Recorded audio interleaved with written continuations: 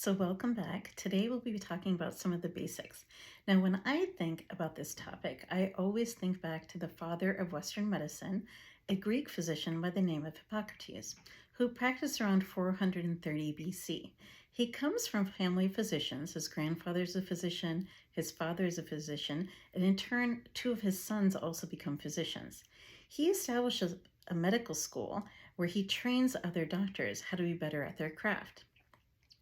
Now, at a time when people are usually living to about age 35, 40, if they're lucky, Hippocrates lives way beyond 90. To me, that makes complete sense because he was an amazing observationalist. And I can just imagine him sitting on a beach, a sandy beach on the island of Kos in Greece, looking out at the Aegean Sea and making observations and his papyrus scroll. Things like, Demetrius ate the red berries and died, so don't eat the red berries. But I want you, the viewer, to think about a sandy beach as well. And this time, I want you to imagine that that whole beach represents one human body. And just like the smallest part of a beach is a grain of sand, so the smallest part of a human body is a cell. Just like on the beach, a few grains of sand will come together and make a small rock, in the human body, a few cells will come together and make a tissue. Just like a few rocks can come together and make a medium rock, a few tissues can come together in the human body to make a structure. Just like medium rocks can make a bigger rock, same in the human body, structures can come together to make organs, like the heart or the lung, etc. Now, things in the human body are connected by two main different ways. One way is a physical connection.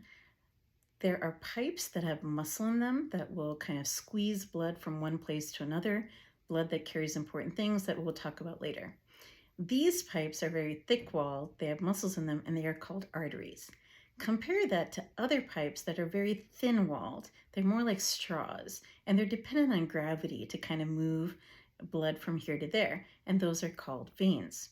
The other way these organs kind of communicate to each other is through signals. One type of signal is called a hormone, like insulin. Another type of signals are called cytokines, which you will get into later. Now, how to protect this whole system, right? Well, we all have an immune system, and that immune system protects us from infection and cancer. And normally, the immune system stays medium. But if there's an infection or cancer, it goes up, cleans it out, comes back down to medium. But if there is no infection or cancer, then it can be a problem instead of a help.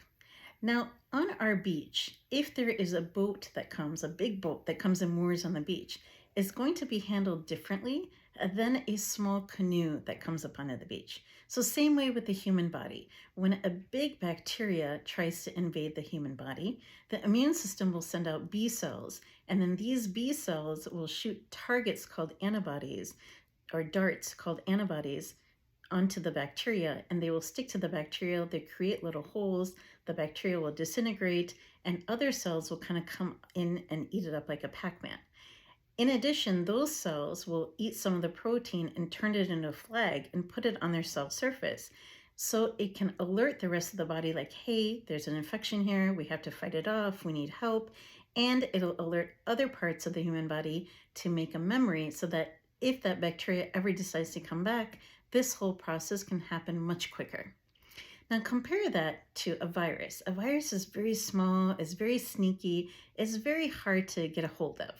And so here the immune system will send out T cells, T for tough guys. And what they will do is they will kill off the virus, and they will even kill off the cells that the virus is hiding in.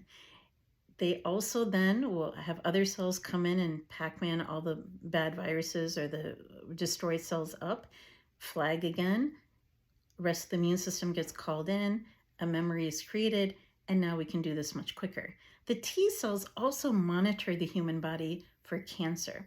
And the way they do this is they kind of whiz through the blood, and if they see a cell that has the wrong type of flag on its surface or it looks a little bit different, then it will investigate further and call other cells to help.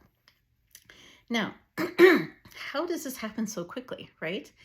Well, anything in the body that has to happen quickly will usually use an enzyme. An enzyme, by definition, is anything that makes a reaction faster.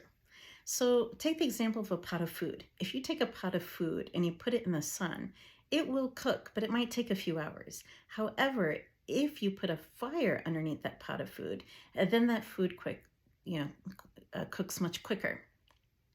Same thing with enzymes. They will make things happen much quicker in the body. So all of these things are happening on millisecond bases. Now, I saved the best for last.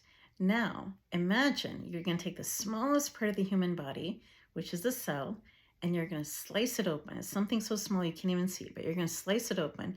You look on the inside, and there's a million more things happening. It's simply amazing. But as Jedi Master Yoda has already told us, luminous beings are we, not this crude matter. Until next time.